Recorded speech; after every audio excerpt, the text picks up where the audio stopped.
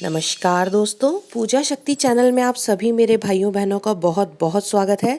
आज जिस नए विषय पे हम चर्चा करेंगे वो है मंगल के लिए किए जाने वाले प्राचीन उपाय जो हमारे शास्त्रों में दिए गए हैं और जो हमारे पुराने बड़े बुजुर्ग काफ़ी किया करते थे।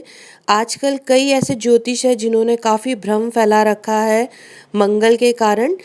मंगल ग्रह से सभी डरते हैं, इसमें कोई दो राय नहीं है, परंतु मंगल ग्रह जो है वो कुंडली में सबसे अहम स्थान रखता है।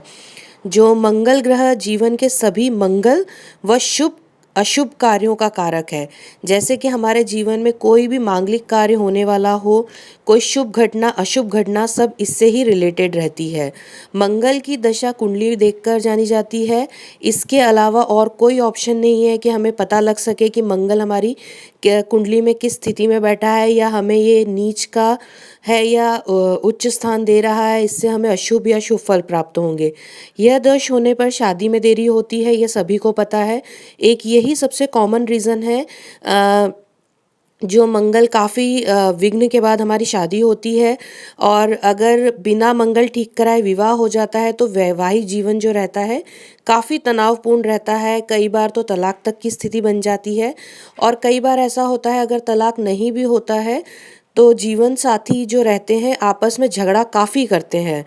तो अब मंगल अगर हम अपनी कुंडली में दिखाते हैं, उसके बाद ज्योतिष सिर्फ हमें कुछ उपाय बता देते हैं कि आप ये अंगूठी धारण कर लीजिए या आप ऐसा कर लीजिए, और कई बार वो पूजा बताते हैं, परंतु कौन से भाव में है अगर हमें उस भाव का पता लग जाए तो हम आसानी से घर पर ही ऐसे कुछ छोटे छोटे प्रयोग कर सकते हैं जिसमें कोई खर्चा नहीं होता है, परंतु जो इसके प्रभाव होते हैं वो काफ़ी ही प्रभावशाली रहते हैं। मतलब ये कि आपको बिना खर्चे के ही इसके जो रिजल्ट्स होते हैं आपके जीवन में काफ़ी पॉजिटिव दिखाई देंगे। तो भाइयों और बहनों, अगर आपने आपकी कुंडली दिखाकर अगर आपको पता लगता है कि मंगल है आपकी कुंडली में, तो सबसे पहले तो किस भाव में वो बैठा है उसके लिए क्या ऐसे उपाय करें कि हमें बहुत जल्दी ही फ़ायदा हो। तो अगर आपके कुंडली में प्रथम भाव में नीच का मंगल हो तो आप कभी भी ससुराल पक्ष से जैसे होता है हम कई बार कुत्ते पालते हैं, तो हम अपने ससुराल पक्ष से कुत्ते ले लेते हैं कि हमारे घर में हम उन्हें पालेंगे, तो वो बिल्कुल ना करें। और सोना ज़रूर धारण करें, चाहे वो पुरुष वर्ग के लोग हों चाहे वो महिला वर्ग के लोग हों।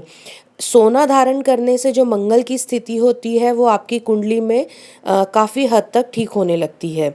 दूसरे भाव में नीच का मंगल होने पर आपके जो बड़े भाई होते हैं उनका मान सम्मान करें। अगर आप खुद ही बड़े हैं अपने घर में तो आपके चाचा बाबा, मतलब आपके जो कुटुंब में बड़े भाई होते हैं ब्लड रिलेशन में, उनका मान सम्मान करें तथा उचित उचित समय पे उन्हें ऐसा कुछ उपहार दें जिससे उनका दिल खुश हो जाए। तीसरे भाव में अगर नीच का मंगल होता है तो वाणी मधुर हमेशा रखें। चाहे वो गरीब व्यक्ति से चाहे अमीर व्यक्ति से, आपका कोई कितना भी बड़ा दुश्मन हो, परंतु आपको आपकी वाणी पर संयम रखना है। अगर आप मधुर वाणी का इस्तेमाल करते हैं सभी के साथ, तो सभी का मन प्रसन्न होकर जो आशीर्वाद आपको प्राप्त होगा उसी से आपका जो तीसरे भाव का मंगल है वो अपने आप ठीक होता चला जाता है। चौथे भाव का मंगल अगर आपका नीच का होता है तो वट वृक्ष में मीठा दूध चढ़ाएं। मीठे दूध से मतलब कि दूध में शक्कर मिक्स कर लीजिए आप, और उसके बाद वट वृक्ष की जड़ में चढ़ाएं। और जो है चांदी धारण करें, सोना बिल्कुल भी धारण ना करें। चांदी धारण करने से आपको मंगल का प्रभाव कम होने लगेगा। अंधे और काने व्यक्तियों से दूरी बनाए रखें। अगर कोई आपके आसपास ऐसा कोई मित्र या आपका सगा संबंधी हो जिसकी एक आंख ना हो और जो अंधा हो, उससे आप दूरी बनाए रखें। तथा जो चिड़ियाएँ होती हैं उनको, कोई भी चिड़िया हो उन्हें दाने डालें। दाने से मतलब आप कोई भी अनाज का दान कर सकते हैं, सिर्फ उन्हें आपको चुगने के लिए दाने देने हैं। पंचम भाव में अगर मंगल आपका कमज़ोर होता है तो सोते समय अपने पास जल अवश्य रखें। आप एक लोटे में जल रख कर सो जाएं रात को, और उसके बाद सुबह उठकर वो किसी भी पेड़ पौधे या क्यारी में डाल दीजिए। और ये देखिएगा कि वो जो जल है वो किसी के भी पैर में ना लगे, इसलिए जहाँ तक हो सके किसी भी ऐसी जगह डालें जहाँ पे वो सूख जाए जल फटाफट। उसके बाद आपके पिता के नाम से दूध का दान करें। दूध का दान आप गरीबों में कर सकते सकते हैं आपके पिता के नाम से आप दूध खरीदें और उसके बाद ये गरीब लोगों में दान कर दीजिए। छठे भाव में अगर आपका मंगल कमज़ोर होता है तो जल, चांदी और तेल का दान करें। इसके लिए और इसके बाद आप शनि के उपाय भी साथ साथ करते रहें अगर छठे भाव में मंगल कमज़ोर हो तो। और आपके पुत्र को कभी भी सोना ना पहनने दें। पुत्र अगर सोना पहनेगा तो उससे आपके मंगल की दशा बिगड़ सकती है। और सातवें भाव में होने पर घर में चांदी की कोई भी ठोस वस्तु रखें। ठोस वस्तु से ऐसा है, आप घर में अगर सक्षम है तो चांदी के भगवान रख सकते हैं। अगर थोड़ा बहुत जैसे अगर हम सक्षम नहीं हैं तो चांदी के ठोस थोड़ी सी टुकड़े रख सकते हैं। उसके अलावा चांदी की वस्तुएं आपकी क्षमता अनुसार आप कुछ भी रखिए। अगर ज़्यादा वस्तुएं नहीं भी खरीद सकते हैं तो चांदी का एक ठोस टुकड़ा अपनी जेब में सदा रखें। और पक्षी ना पालें। पक्षी ना पालने से मतलब ये है कि हम घर में जैसे कई बार तोता, मैना पक्षी पालते हैं तो वो बिल्कुल भी घर में ना पालें। और बहन जब भी आपके घर आए, छोटी बहन हो, बड़ी बहन हो या आपकी कज़िन सिस्टर्स भी होती हैं, तो जब भी वो आपसे मिलने आपके घर आएँ तो उन्हें मिठाई दें। मिठाई ज़रूर दें उन्हें। ये अगर आप कार्य करते हैं तो इससे आपके सातवें भाव का मंगल काफ़ी ही आपको पॉजिटिव रिजल्ट्स देता है। आठवें भाव का होने पर विधवा स्त्रियों की सेवा करें। सेवा से मतलब आप उन्हें समय समय पर कुछ भी गिफ्ट देते रहें। अगर आपको कोई विधवा स्त्री मिलती है तो उसके चरण ज़रूर स्पर्श करें और चांदी पहने। आठवें भाव के मंगल खराब होने पर भी। नवें भाव के होने पर आपकी भाभी की सेवा करें। सेवा से मतलब उनका आदर सम्मान सदैव करें। अपशब्द बिल्कुल ना कहें अपनी भाभी को कभी भी।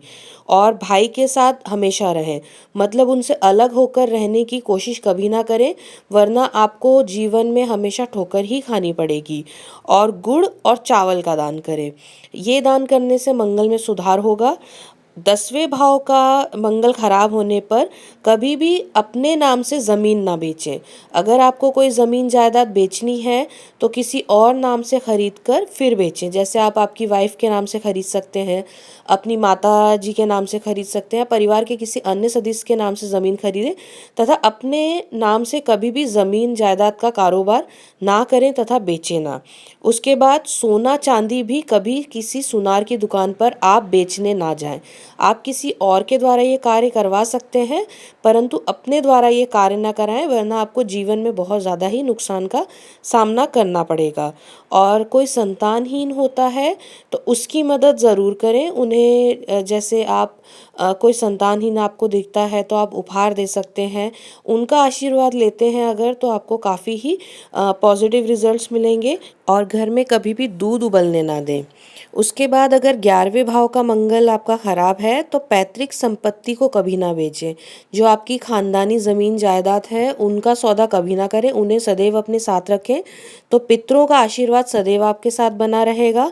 उसके अलावा आपकी जो पहली संतान हो, चाहे कन्या हो चाहे वो बालक हो, उसके समय पर घर में एक कुत्ता रखकर ज़रूर पालें।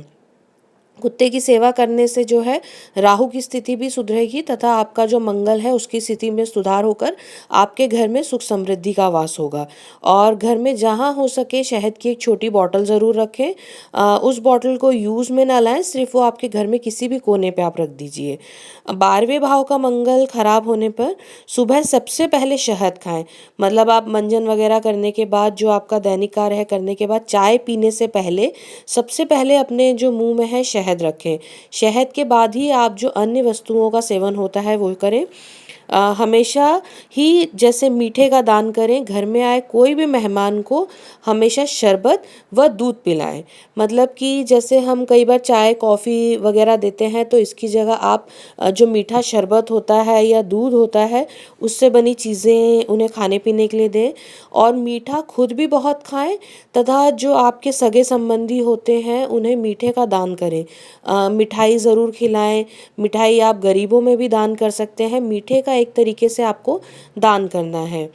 तो भाइयों और बहनों, इसी आशा के साथ जो थोड़ा बहुत ज्ञान मुझे था, इससे अगर मेरे किसी भी भाई बहन की समस्या का समाधान हो सकेगा तो बहुत ही गर्व की बात होगी। हम फिर मिलेंगे।